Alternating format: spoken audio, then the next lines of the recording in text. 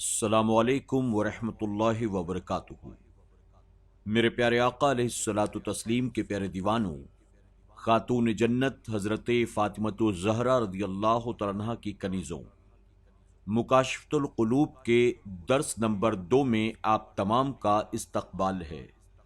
الصلاۃ والسلام علیک یا رسول اللہ، الصلاۃ والسلام علیک یا حبیب اللہ، الصلاۃ والسلام علیک یا نبی اللہ، وعلی آلک واصحابک یا نور اللہ، صلی اللہ تعالی علیہ وسلم۔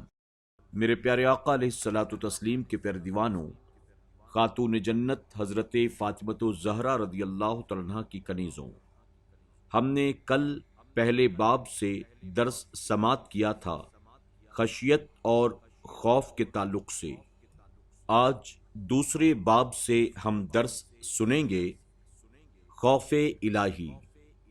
جناب علامہ ابو اللیث رحمۃ اللہ تعالی علیہ کہتے ہیں، 7ویں آسمان پر اللہ کے ایسے فرشتے ہیں کہ انہیں اللہ تعالیٰ نے جب سے پیدا کیا برابر سجدے میں ہیں اور اللہ تعالیٰ کے عذاب سے انتہائی خوف زدہ ہیں۔ قیامت کے دن جب وہ سجدے سے سر اٹھائیں گے تو اللہ کی بارگاہ میں یوں عرض کریں گے، اے اللہ تو پاک ہے، ہم تیری کما حق عبادت نہیں کر سکے۔ اللہ رب العزت کا فرمان ہے، وہ فرشتے اپنے رب سے ڈرتے ہیں اور جس چیز کا انہیں حکم دیا گیا ہے وہ وہی کرتے ہیں اور ایک پل بھی میری نافرمانی میں نہیں گزارتے۔ رسول اکرم صلی اللہ علیہ وسلم نے ارشاد فرمایا، جب کوئی بندہ اللہ کے خوف سے کانپتا ہے تو اس کے گناہ اس کے بدن سے ایسے جھڑ جاتے ہیں جیسے درخت کو ہلانے سے اس کے پتے جھڑ جاتے ہیں۔ حکایت: ایک نوجوان ایک عورت کی محبت میں گرفتار ہو گیا۔ وہ عورت کسی قافلے کے ساتھ باہر کے سفر پر روانہ ہو گئی۔ جب اس نوجوان کو پتہ چلا تو وہ بھی اس قافلے کے ساتھ چل پڑا۔ جب قافلہ جنگل میں پہنچا، رات ہو گئی۔ رات کو انہوں نے وہیں پڑاؤ کیا۔ جب سب سو گئے تو وہ نوجوان چپکے سے اس عورت کے پاس پہنچا اور کہنے لگا، میں تجھ سے بے انتہا محبت کرتا ہوں اور اسی محبت کی وجہ سے میں قافلے کے ساتھ آیا ہوں۔ عورت بولی، جا کر دیکھو کوئی جاگ تو نہیں رہا ہے۔ نوجوان نے مارے خوشی کے سارے قافلے کا چکر لگایا اور واپس آ کر کہنے لگا، سب لوگ بے خبر پڑے سو رہے ہیں۔ عورت نے پوچھا، اللہ تعالیٰ کے بارے میں تیرا کیا خیال ہے؟ کیا وہ بھی سو رہا ہے؟ جوان بولا، اللہ تو نہ کبھی سوتا ہے نہ اسے کبھی اونگ آتی ہے۔ وہ عورت بولی، لوگ سو گئے تو کیا ہوا، اللہ تو جاگ رہا ہے، وہ ہمیں دیکھ رہا ہے، اس سے ڈرنا ہم پر فرض ہے۔ جوان نے جیسے ہی یہ بات سنی خدا کے ڈر سے کانپنے لگا اور اس برے ارادے سے توبہ کر کے گھر واپس چلا گیا۔ کہتے ہیں کہ جب وہ جوان مرا تو کسی نے اسے خواب میں دیکھ کر پوچھا، سناؤ تم پر کیا گزری؟ جوان نے جواب دیا، میں نے اللہ تعالیٰ کے خوف سے ایک گناہ کو چھوڑا تھا، اللہ تعالیٰ نے اس کی وجہ سے میرے تمام گناہوں کو بخش دیا۔ حکایت: مجموع اللطائف میں ہے کہ بنی اسرائیل میں ایک کثیر العیال یعنی زیادہ اولاد والا عابد تھا۔ اسے تنگ دستی نے گھیر لیا۔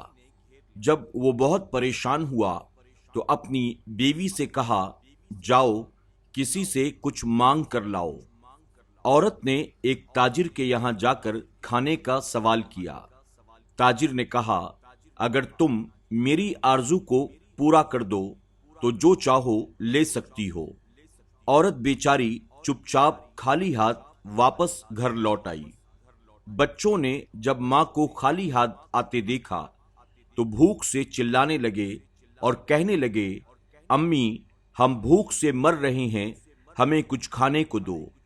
عورت دوبارہ اسی تاجر کے یہاں لوٹ گئی اور کھانے کا سوال کیا۔ تاجر نے پھر وہی بات کی جو پہلے کہہ چکا تھا۔ عورت رضامند ہو گئی، مگر جب وہ دونوں تنہائی میں پہنچے، عورت خوف سے کانپنے لگی۔ تاجر نے پوچھا، کس سے ڈرتی ہو؟ اس عورت نے کہا، میں اس رب لم یزل کے خوف سے کانپتی ہوں جس نے ہمیں پیدا کیا ہے۔ تب تاجر بولا، جب تم اتنی تنگ دستی اور مفلسی میں بھی خدا کا خوف رکھتی ہو تو مجھے بھی اللہ کے عذاب سے ڈرنا چاہیے۔ یہ کہا اور عورت کو بہت سا مال و منال دے کر عزت کے ساتھ روانہ کیا۔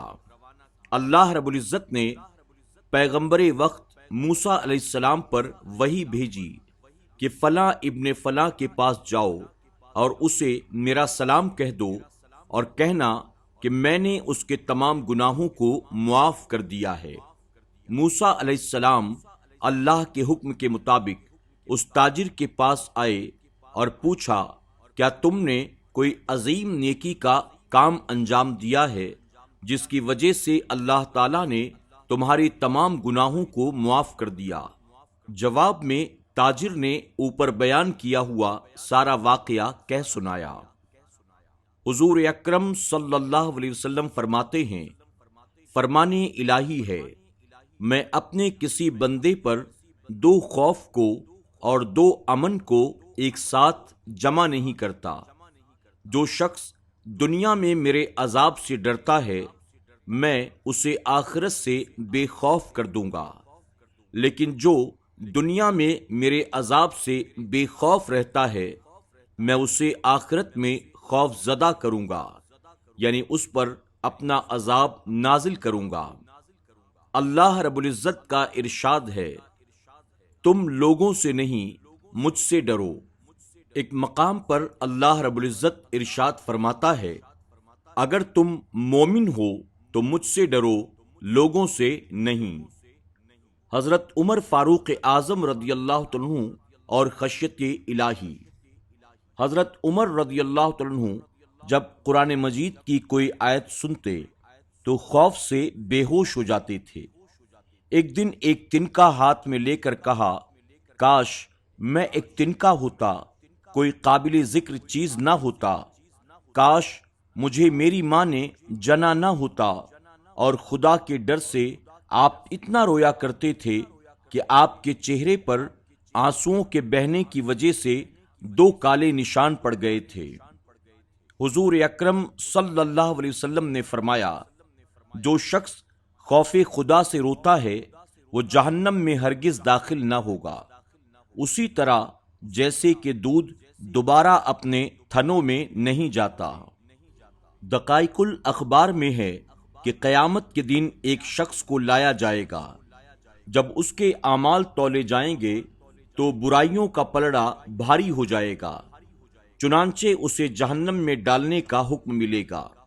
اس وقت اس کی پلکوں کا ایک بال اللہ کی بارگاہ میں عرض کرے گا، اے رب ذوالجلال، تیرے رسول صلی اللہ علیہ وسلم نے فرمایا تھا کہ اللہ کے ڈر سے جو روتا ہے اللہ تعالیٰ اس پر جہنم کی آگ کو حرام کر دیتا ہے، اور میں تیرے خوف سے رویا تھا۔ اللہ تعالیٰ کا دریائے رحمت جوش میں آئے گا اور اس شخص کے ایک اشک بار بال کے بدلے جہنم سے اسے بچا لیا جائے گا۔ اس وقت جبرائیل علیہ السلام پکار اٹھیں گے، فلاں ابن فلاں ایک بال کے بدلے نجات پا گیا۔ ہدایت الہدایہ میں ہے کہ قیامت کے دن جب جہنم کو لایا جائے گا تب اس کی ہیبت ناک آوازیں نکلیں گی، جس کی وجہ سے لوگ اس پر سے گزرنے میں گھبرائیں گے۔ جب لوگ جہنم کے قریب آئیں گے تو اس سے سخت گرمی اور خوفناک آواز سنیں گے۔ جو 500 سال کے سفر کی دوری سے سنائی دیتی ہوگی۔ جب ہر نبی نفسی نفسی اور حضور صلی اللہ علیہ وسلم امتی امتی کہہ رہے ہوں گے، اس وقت جہنم سے ایک بہت ہی بلند آگ باہر نکلے گی اور حضور اکرم صلی اللہ علیہ وسلم کی امت کی طرف بڑھے گی۔ آپ کی امت اس کی مضاعفت یعنی بچاؤ کے لیے کہے گی، اے آگ، تجھے نمازیوں، صدقہ دینے والوں، روزے داروں اور خوف خدا رکھنے والوں کا واسطہ، واپس چلی جا۔ مگر آگ برابر بڑھتی چلی آئے گی۔ تب حضرت جبرائیل علیہ السلام یہ کہتے ہوئے جہنم کی آگ امت محمدیہ صلی اللہ علیہ وسلم کی طرف بڑھ رہی ہے، آپ کی خدمت میں پانی کا ایک پیالہ پیش کریں گے اور عرض کریں گے، اے اللہ کے نبی، اس پانی کے چھینٹے اس آگ پر ماریے۔ آپ آگ پر پانی کے چھینٹے ماریں گے تو وہ آگ فوراً بجھ جائے گی۔ اس وقت آپ صلی اللہ علیہ وسلم جبرائیل علیہ السلام سے اس پانی کے بارے میں پوچھیں گے۔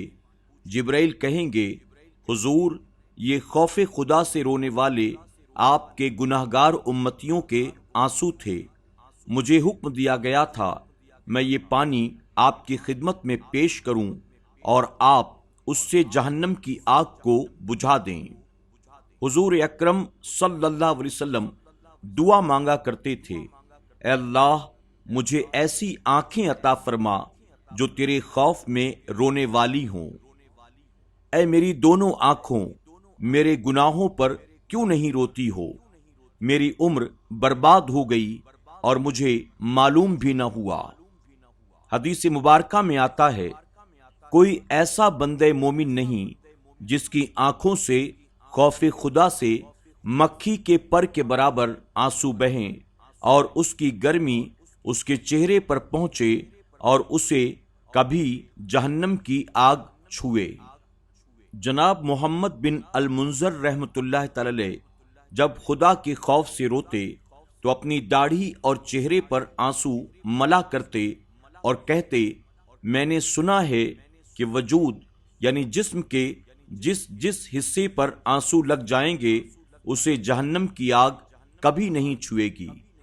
ہر مومن کے لیے ضروری ہے کہ وہ عذاب الہی سے ڈرتا رہے اور اپنے آپ کو خواہشات نفسانی سے روکتا رہے۔ فرمان الہی ہے، پس جس کسی نے نافرمانی کی اور دنیا کی زندگی کو سب کچھ جانا، اس کا ٹھکانہ جہنم ہے، اور جو اپنے رب کے سامنے کھڑے رہنے سے ڈرا اور اپنے نفس کو خواہشات سے روک دیا، اس کی پناہ گاہ جنت ہے۔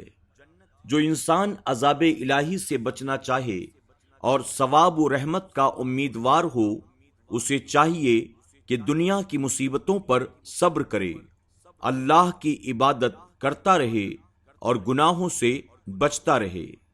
زہر الریاض میں ایک حدیث شریف ہے کہ جب جنتی جنت میں داخل ہوں گے تو فرشتے ان کے سامنے طرح طرح کی نعمتیں پیش کریں گے، ان کے لیے فرش بچھائیں گے، ممبر رکھے جائیں گے اور انہیں مختلف قسم کے کھانے اور پھل پیش کیے جائیں گے۔